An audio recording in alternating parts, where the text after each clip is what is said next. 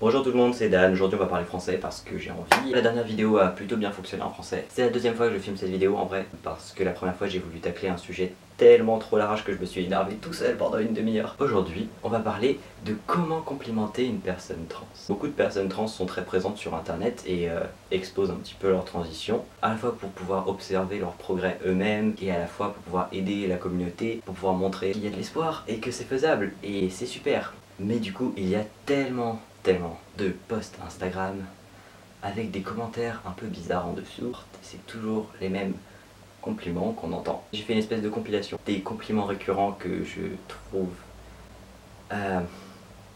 mes préférés, dans le mauvais sens du terme. Alors le problème quand quelqu'un te fait un compliment, c'est que souvent ils veulent être gentils et c'est sincère. Et du coup s'ils ont dit quelque chose de problématique ou quelque chose qui va pas, et ben on peut pas trop leur dire parce qu'on se dit oh non, si je le critique, et ben après il va détester toutes les autres personnes trans qu'il va rencontrer dans sa vie. La personne voulait bien faire donc il faut que je dise rien. Ça c'est pas vraiment une bonne idée de faire ça parce que tout simplement ce genre de détails, les choses qu'on laisse dire deviennent cette idée commune que tout le monde a de ce qu'est être une personne trans et de ce qu'on peut dire à une personne trans. Faire réfléchir les gens, c'est aussi pour leur bien. Du coup là je vais vous lire une liste de compliments. Ça couvre à peu près toutes les choses que généralement on peut voir sur internet. Vous sentez pas personnellement visé s'il vous plaît parce que la flemme et tout. Enfin au pire si vous me détestez vous pouvez faire dans les commentaires ah non t'as pas raison tout ça et Alors le premier, moi je l'aime bien parce que il résume toute la situation. C'est un classique. T'es belle pour une femme trans. Je vais d'abord tous les lire et après je vais commenter parce que sinon... Le deuxième aussi un classique. J'aurais jamais deviné que t'étais trans. T'as un super bon passing. C'est pas juste je suis cis et t'as une meilleure barbe que moi. C'est pas juste t'es beau dans les deux sexes, avant et après. Et le dernier, je suis hétéro et je sortirai avec toi. On va commencer par la première parce que c'est la plus simple. T'es belle pour une personne trans. Est-ce que j'ai besoin d'expliquer celle-là? Pour une personne trans. Pour...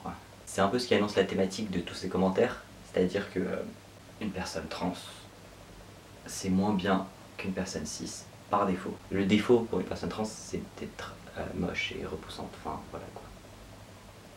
Next. J'aurais jamais deviné que t'étais trans. Ah, ça j'adore, parce que les personnes cis qui disent ça, mais qu'est-ce que vous voulez dire par là? Non seulement c'est vouloir dire, je suis capable et je peux détecter une personne trans avec, je sais pas, détecteur à trans sur la tête, tout ça. Tu sais pas. Et non, il n'y a pas de signe de reconnaissance. Ce que tu peux reconnaître dans la rue, par exemple, c'est une expression de genre ambiguë.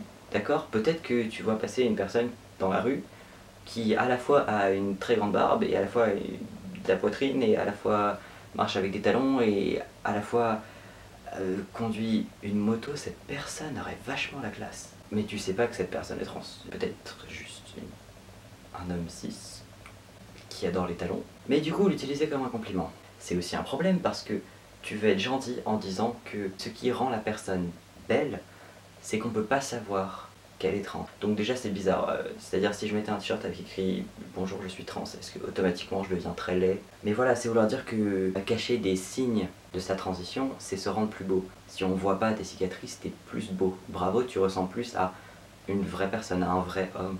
J'aurais jamais deviné, c'est pas un compliment. Next, ça y ressemble un peu en un sens, t'as un super bon passing. Ça on le voit entre les personnes trans entre elles. En fait le problème vient juste du mot passing. On complimente l'apparence de quelqu'un sur à quel point elle ressemble à ces stéréotypes de genre. Entre personnes trans je peux comprendre parce que c'est pour s'encourager, souvent c'est très rassurant, souvent c'est même des personnes qui disent est-ce que j'ai un bon passing, s'il te plaît, valide-moi. On a envie de te dire oui, t'inquiète pas, tout va bien, tu es vraiment qui tu es, ça va. Mais c'est super toxique parce que si on regarde par exemple la communauté des jeunes hommes trans, quand on voit ces selfies où on voit que la moitié de leur visage et ils froncent les sourcils et ils se gonflent et en mode ouais est-ce que j'ai un bon passing et tout avec le filtre en noir et blanc, on donne l'idée que atteindre le bon passing c'est le mieux que tu puisses faire pour être attirante en tant que personne trans.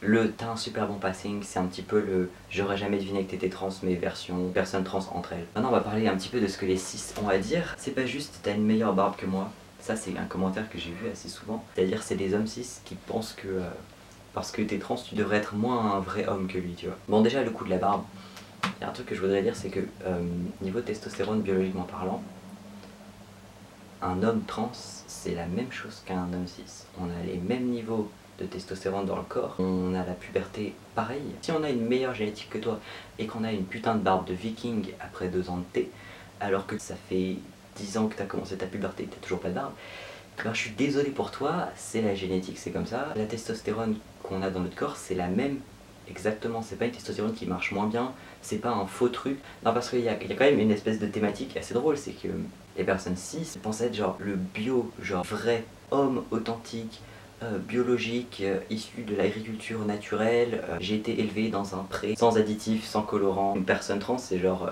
faux, nourri aux OGM, modifié génétiquement et chirurgicalement parlant. Non, non, on est des vrais gens pareils, il n'y a pas de... Nos expériences sont très particulières évidemment, mais tu peux être un homme cis qui a eu des problèmes de testostérone qui peut pas en produire. Tu peux avoir des hommes trans qui naturellement ont beaucoup de testostérone dans le corps. Au final, on est tous humains et on a tous des petites variations et j'ai l'impression que ça ce serait pour une autre vidéo. Mais bref, j'ai vu des commentaires assez exceptionnels de femmes cis qui disaient à des femmes trans: waouh, moi je suis cis et t'as des meilleurs cheveux que moi. Pourquoi elle aurait des cheveux moins bien que toi? On arrive à la fin. Le compliment suivant, c'est: t'es beau ou belle dans les deux genres, avant et après. Déjà, le level de binarité est assez exceptionnel. Alors, généralement, c'est parce qu'il y a 2 photos dans une truc de transition, mais si ça avait été une timeline, t'aurais pas vu un avant et un après, t'aurais vu une personne qui évolue tout au long. On rentre pas dans une machine qui, paf, nous fait ressortir du bon genre de l'autre côté. T'es beau dans les deux genres, non. Certaines personnes s'identifient avec l'idée qu'elles étaient d'un autre genre avant, mais la plupart du temps, et la politesse veut, si la personne est une femme et utilise des pronoms féminins, au passé c'était une femme et on utilise des pronoms féminins aussi, à moins qu'elle le précise autrement. J'étais pas elle dans le passé, j'étais il pendant toute ma vie. Donc par exemple, si tu me dis que j'étais bien dans les deux genres, je te défonce ta gueule, parce que moi j'ai pas eu 2 genres, j'ai qu'un seul genre, je suis un homme. J'avais 5 ans, peut-être qu'on m'appelait par un prénom qui était différent. Des fois ma mère me faisait porter des robes, mais j'étais quand même un petit garçon. Cela nous amène au dernier commentaire: je suis hétéro et je sortirai avec toi. Ton cookie, tu le veux avant ou après ta médaille? Genre, personne sur Terre ne voudrait sortir avec toi. Tu es quelque chose de moins bien que les personnes cis. Moi, je t'ai dit, je sortirai bien avec toi, et du coup, je suis quand même vachement bien comme personne, tu vois. Et oui, ce qui est souvent rajouté, c'est: je suis hétéro et je sortirai avec toi. Si tu es un homme cisgenre hétéro et que tu dis ça à une femme transgenre, et ben oui, c'est hétérosexuel. T'inquiète pas, tout va bien, c'est hétéro. Parce qu'une femme trans est une femme. Les personnes trans n'ont pas besoin d'être validées par des personnes cis. N'ont pas besoin d'être dites qu'elles peuvent être désirables par des personnes cis, par des personnes normales, pour se sentir bien. Remballe ton commentaire. Tous ces compliments peuvent venir d'un bon endroit, peuvent venir du cœur, et je comprends, mais il faut y réfléchir. Donc voilà, est-ce que vous êtes d'accord avec moi ou pas? Si vous n'êtes pas d'accord, s'il vous plaît, clashez-moi dans les commentaires, tout ça. Merci d'avoir regardé, au revoir et à la prochaine fois.